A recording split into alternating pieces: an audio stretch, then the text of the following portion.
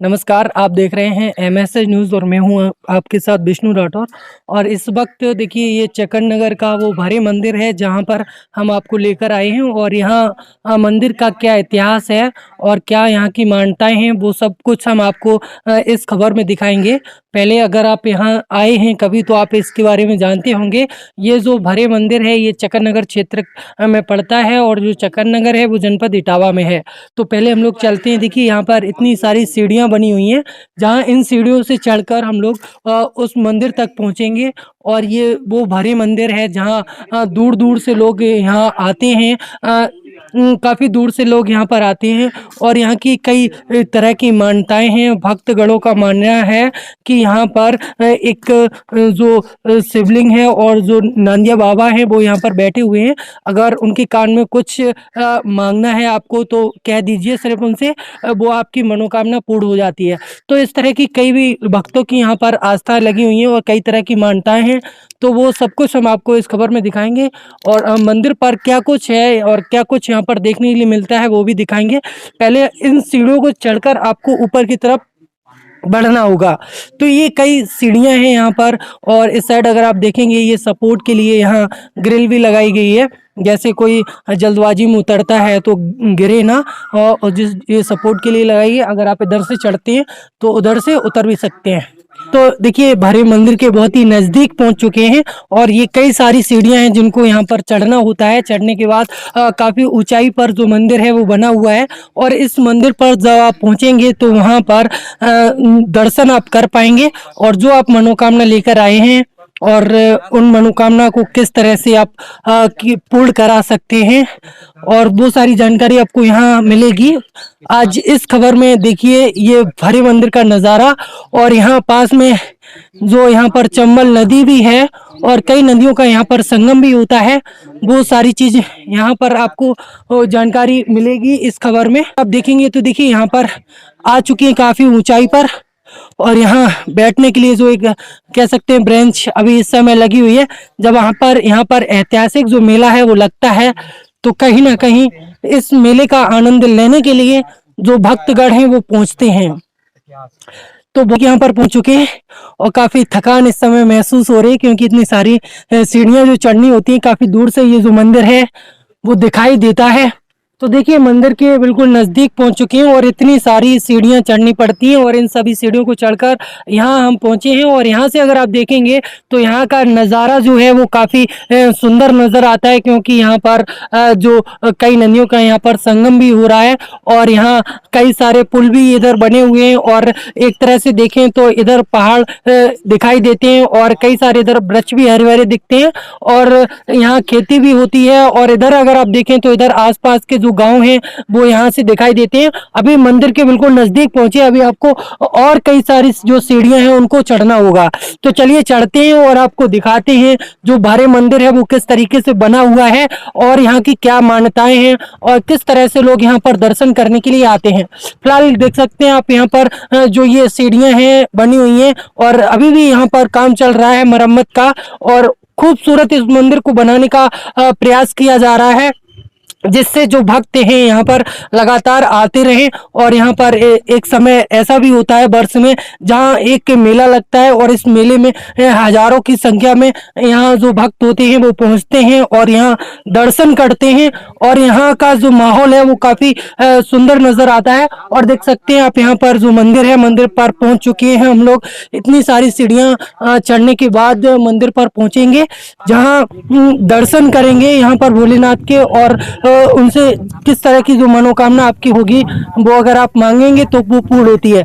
तो पहले हम आपको इधर का नज़ारा दिखाना चाहते हैं। इधर जो हरा भरा आपको जो ये क्षेत्र दिखाई देगा मंदिर पर जब आप पहुंच जाएंगे उसके बाद, तो ऊपर से नज़ारा देख सकते हैं यहाँ पर जो नीचाई है वो कितनी होगी। और ये वो नंदी बाबा हैं जहाँ हम आपको दिखाने का प्रयास करते हैं।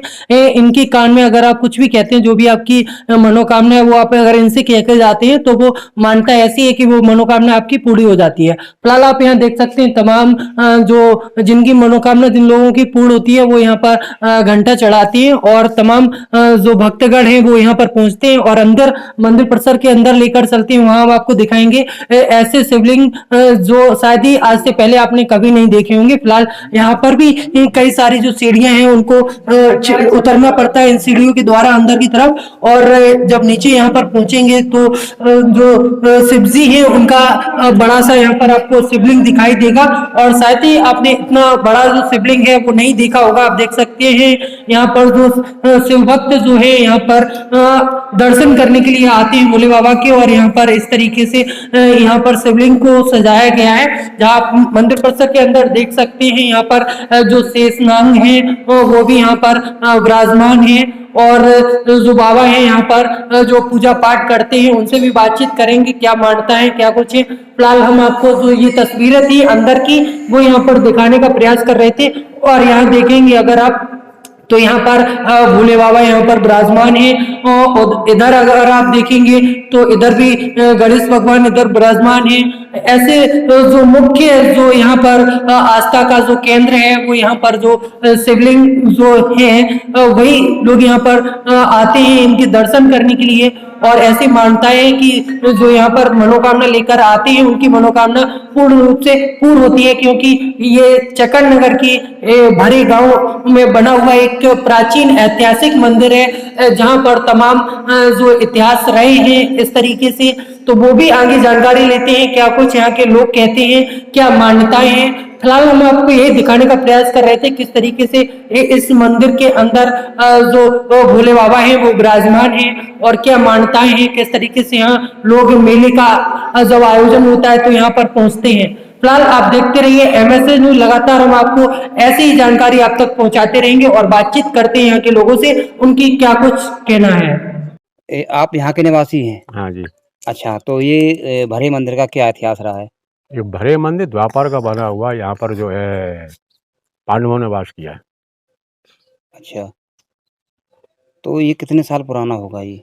लगभग 6,500 वर्ष। अच्छा अच्छा, तो क्या विशेषता है यहाँ की? और विशेषता यहाँ जो भी आता है और भोले बाबा से नंदीगढ़ से जो भी अपनी प्रार्थना डालता है वो पूरी होती है। यहाँ से कोई विफल नहीं जाता है। अच्छा, थोड़ी सी यहाँ के बारे में जानकारी बताएं कैसे क्या इतिहास क्या है? अब इतिहास तो ये है कि यहाँ पर पांडवों ने अज्ञातवास किया है और चकनगर का नाम था इक्चक नगरी। अच्छा, ये सब द्वापर की बात है। तो उस समय यहाँ पांडवों ने वास किया है।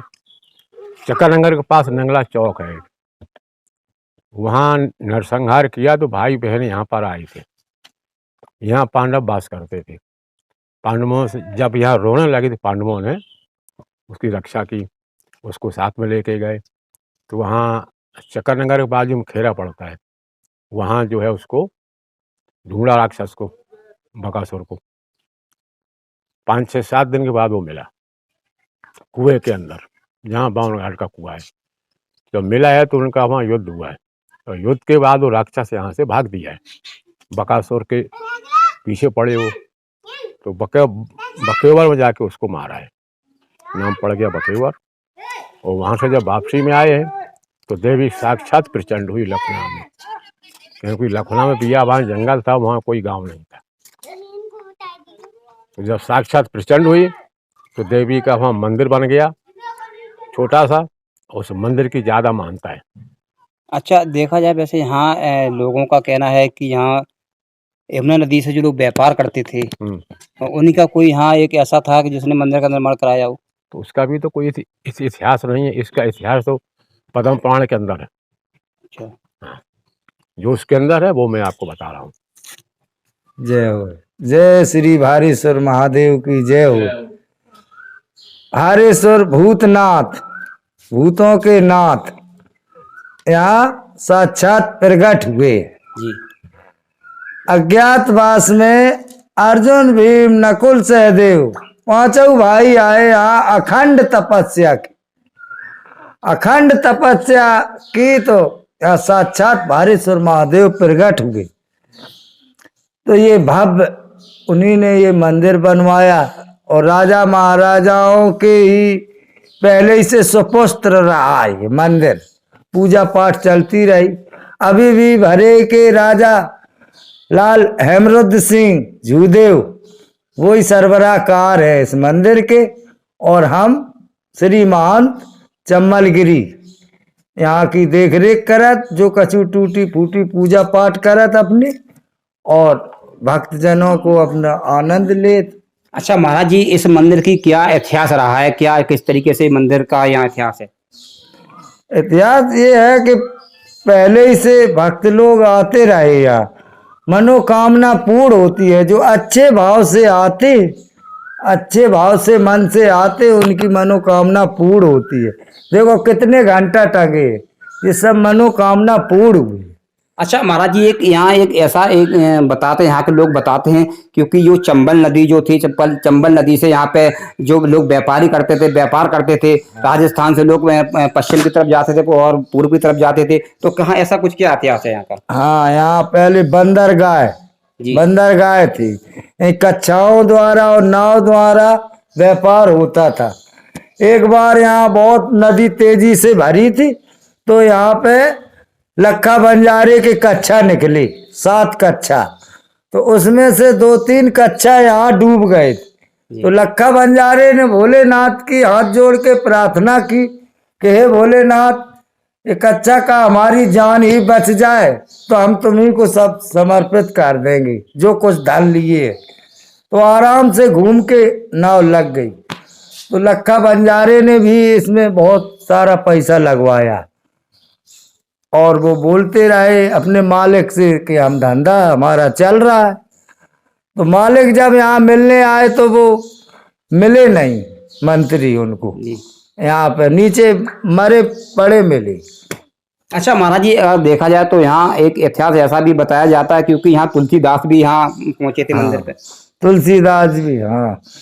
बैरई जमुन धार अपार, चले तुलसिया सनी डाल, कोई प्यास की त्रास बुझाए जइयो, कोई प्यास की त्रास बुझाए जइयो। ऐसे ही निकले यहाँ से तुलसीदास जी, खूब पानी भरो तो चारों तरफ, और उसी पे आसनी पे बैठे हुए जा रहे थे। तो कह रहे थे अगर कोई होए सूरवीर तो हमें जल पिलाए दे आए के। यहाँ भरे गद्दी में कोई बोला नहीं, तो आगे चले गए। आगे वहां पे पचनदा पे मंजूमल और मुकुंदमल दोनों गुरु और चेला रहते थे। तो वहां पे आवाज लगाई, तो चेला बाहर बैठा हुआ था अपना भजन में। तो तुलसीदास जी ने यही आवाज लगाई, कोई जल हमें पिलाए दे। तो चेला के कान में भड़क पड़ी। तो चेला ने कहा चलो गुरुजी से पूछ ले कि पानी में तो बैठा ही है और फिर भी पानी मांग रहा है, तो कोई कारण है। तो मंजूमल गए मुकुंदमन के पास कि गुरुजी कोई जल की धारा में बैठा हुआ है और जल मांग रहा है, पानी पीने के लिए प्यास लगी। तो गुरुजी ने कहा ले लो तुम ही और हमारी खड़ाऊ पेंद लो और तुम चले जाओ, और धार ऐसी तुम तोड़ना नहीं जब तक वो तुमको ना ही ना कर दे, तब तक ऐसी धार तुम छोड़ते रहना। ठीक है। उसने खड़ाऊ पेंद ली मंजूमल ने, और तुरंत खटपट पहुंचे तुलसीदास जी के पास कि चलो पियो, जल पियो, प्यास लगी है तुम्हें, पहले जल पियो फिर बाद में बात करो। तुलसीदास जी ने ऐसे लगाए लवांजुल और घंटन के हिसाब से ऐसे ही डालते ही रहो मंजूमल जल। तो तुलसीदास जी अचेत पड़ गए कि हमसे भी ज्यादा कोई भक्त है। लेकिन बात प्यास की त्रास हमारी तो बुझ गई, लेकिन ये बताओ संत महाराज आप में ही इतनी शक्ति है कि किसी गुरुजी की दी हुई शक्ति है? तो मंजूमल बोला हम में तो कुछ शक्ति नहीं है, हमारे गुरुजी ने तो ये तुम ही दी है और खड़ाऊ हम पहन के आए हैं। उन्हें अच्छा तो गुरुजी से आप मिला दोगे? उन्हें हम बिल्कुल क्यों नहीं मिलाएंगे, मिला देंगे। मैंने की ठीक चलिए। सो गए आगे वहां पहुंचे। मैंने की अब तुम रुको गेट के बाहर, नहीं हम गुरुजी से पूछ ले। तो गुरुजी अंदर बैठे तो उनको तिजारी आती थी, पहले तिजारी बीमारी ऐसे ऐसे हालते थे, ऐसे ऐसे ऐसे तिजारी आ रही थी। तो मंजूमल ने कहा कि जी गुरुजी आपसे मिलने चाहते हैं, इनको हमने पानी पिलाओ। तो जी बोले गुरुजी में शक्ति है कि तुम में शक्ति देखने आए हैं। मैंने अच्छा तो ऑर्डर दे दो कि लिवाए आओ। ये तिजारी महारानी से उनने भाई कृपा करी कि महारानी 5 मिनट के लिए उतर जाओ। तुलसीदास जी तुलसी हमसे मिलने आए हैं, हमारी देखा ना आए शक्ति। तो तिजारी महारानी ने कमरिया उतारी और पिलुआ पर टांग दी और वहीं बैठ गए। तुलसीदास जी आए तो पिलुआ वो कांप रहा है, ऐसे हिल रहा था। तुलसीदास सीताराम कर वो सब भूल गए, लेकिन उसको वो चदरिया देखते रहे। तो फिर मुकुंदमल ने कहा अरे तुलसीदास जी कुछ तो बोलो, वो क्यों देखते रह गए? मैंने इसलिए देख रहा है ये क्यों हिल रही, कोई हिला रहा नहीं, वो हिल रही है। मैंने ये बीमारी है हमारी तिजारी, इससे हमने कृपा की 5 मिनट के लिए उतर जाओ, जो बाहर मेहमान आए हैं इनसे हमें मिलने दो।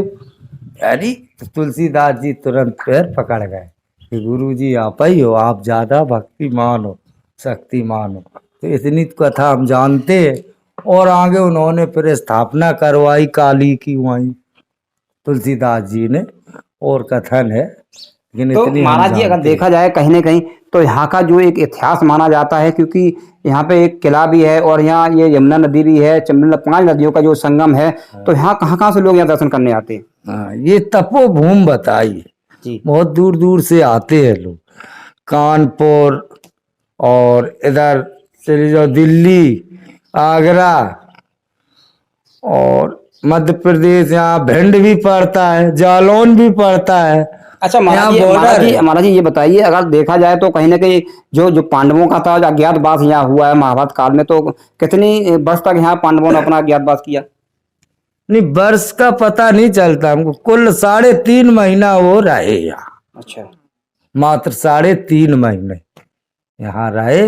यहाँ से चक्कर नगर में फिर चीचक मारा उन्होंने, ऐसे ही चलते गए।